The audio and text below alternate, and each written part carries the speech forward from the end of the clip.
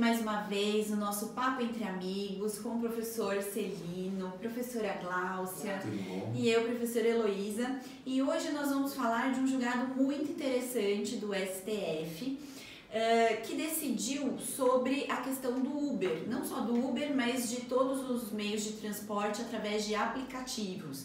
Isso aconteceu na semana passada em duas ações, na DPF número 449, que questionava a lei número 10.553 de 2016, uma lei municipal da cidade de Fortaleza, lá no Ceará, e o recurso extraordinário número 10.5410, que questionava outra lei municipal, agora de São Paulo, que é a Lei 16.279 de 2015.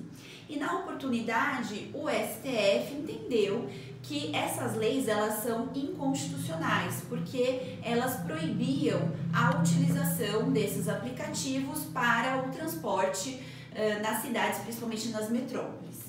E aí a gente começa com o professor Celino.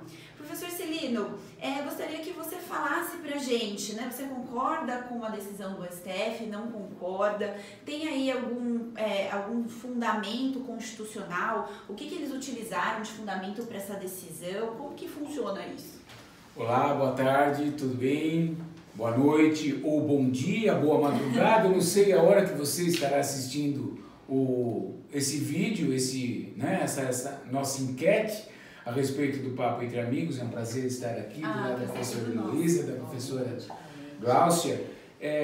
Eu concordo com a decisão do STF, acho que realmente essas leis que limitam ou proíbem a utilização do transporte por aplicativos realmente é inconstitucional, até porque nós devemos ter um Estado cada vez menos intervencionista na ordem econômica ou na iniciativa, na livre iniciativa.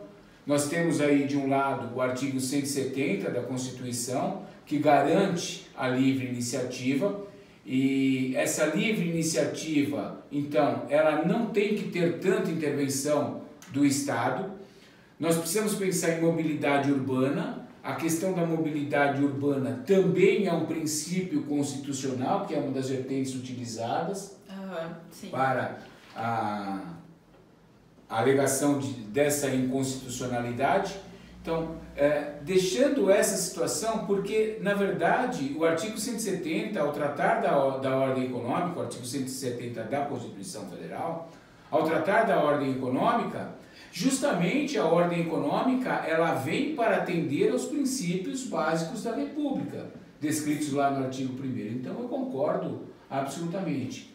Acho que realmente, se nós pensarmos em mobilidade urbana, o aplicativo junto com a livre iniciativa, exatamente. Na verdade, se a gente pensar na livre iniciativa da mobilidade urbana em relação à mobilidade urbana, ok, então a decisão. Pois é, então, exatamente. Esse é o meu entendimento, né? E recentemente nós estamos vendo aí a necessidade até da prefeitura da capital de São Paulo de começar a regrar a utilização dos patins motorizados. Acabei de pensar nisso agora, foi transmissão de pensamento. Que é uma outra realidade, né? De São Paulo, por exemplo, e de outras metrópoles também, Goiânia também, eu tive notícia de que estão usando, e várias outras metrópoles. Pois é, e aí fica um questionamento. Muito se fala em incentivo de mobilidade urbana por meios alternativos de transporte, a utilização de bicicletas, patins motorizados, essas questões que não somente o carro, né? Porque nós temos aí nas grandes metrópoles trânsito saturado. Sim. Não se circula. Altamente poluente, né? Então essas outras alternativas, por exemplo, os aplicativos que você pode compartilhar um carro com várias pessoas, então os patinetes elétricos, né? As bicicletas, as próprias ciclofaixas, ciclovias, enfim, ajudam bastante nesse sentido. Pois é. E aí, nessa questão da necessidade do Estado, do município, regular a circulação de patins, porque o Código de Trânsito não o faz. Como que fica essa situação? Chega-se a uma situação de que o município precisa regulamentar essa situação, proibindo, por exemplo, de circular em calçadas. Qual é a projeção ou a programação de cada cidade para que isso possa ser realizado, se efetivar? Então, fica o questionamento. Mas do ponto de vista constitucional, concordo absolutamente. Muito bom.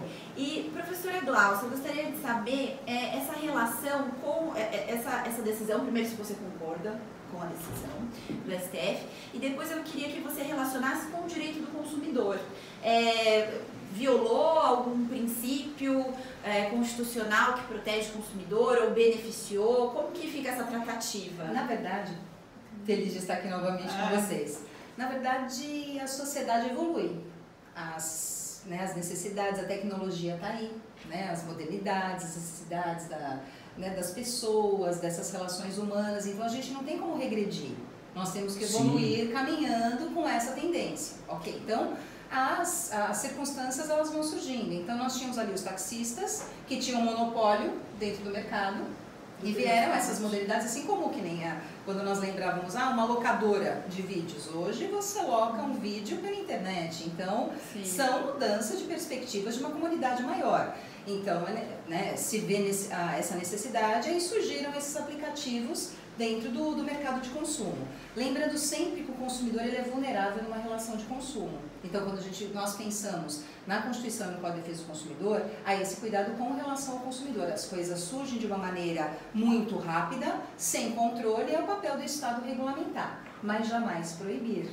Né? Então, o papel do Estado, dentro das perspectivas, ele tem uma responsabilidade de regulamentar e harmonizar. Então, pensando nessa questão dos aplicativos, nós tínhamos os taxistas, que têm o seu ônus, os seus impostos e tudo mais, vieram os aplicativos que devem ser regulamentados com todo cuidado, pagando também os seus tributos. E por que não? Porque aí tem a questão, se nós pensarmos, por exemplo, nas políticas públicas, pensarmos na política nacional que trata das questões de consumo, fornecedores e consumidores. Então, o papel do Estado, ele é necessário sim, dentro dessa perspectiva de evolução. Tem que se buscar o equilíbrio, a boa-fé, o equilíbrio nessas relações de consumo. Então, aqui, como foi falado dos patinetes, tem a questão do meio ambiente, que é um direito difuso, e a questão do direito do consumidor, que também tem uma repercussão difusa. E mesmo em relação à livre iniciativa, né? Porque se de um lado a gente tem a livre iniciativa daquelas pessoas que dirigem os seus carros pelo aplicativo, a gente também tem a livre iniciativa dos taxistas que já estavam na praça.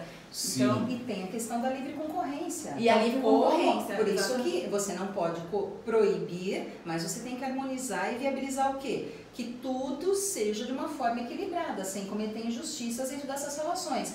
E é muito bom isso porque fomenta o mercado, questão da oferta, da procura, o serviço melhora. Quando você vai numa rua que tem uma loja de móvel só, é um preço. Agora, quando você vai numa rua que tem várias lojas de móveis, a concorrência existe, a qualidade, a mudança vai chamar o consumidor. Então, todos acabam ganhando na questão de produtos e de serviços. Acaba também. tirando determinadas profissões daquela zona de conforto, ela tem que se reinventar para atender aí a essa evolução social. Né? E é por isso, assim, o professor Celino já mencionou, é por isso que o artigo 1º, inciso 4º da Constituição Federal traz como um dos fundamentos da República Federativa do Brasil os valores sociais do trabalho e da livre iniciativa, né? Então é muito importante, ele já está lá no artigo 1º, inciso 4º da Constituição, é o fundamento, é a base. Exatamente. Então você tem que deixar as pessoas terem a liberdade delas criarem. É importante que o ser humano crie e traga novidades.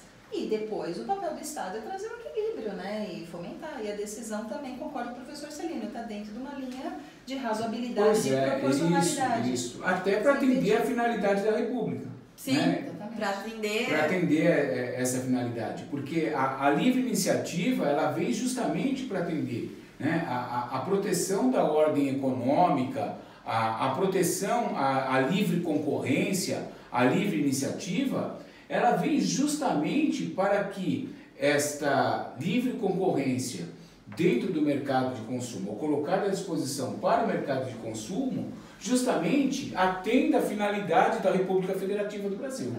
Então, gente, esse foi mais um Papo Entre Amigos, assunto extremamente relevante, presente nas nossas vidas, né? Quem nunca andou com esses aplicativos, Uber 99, Cabify, etc.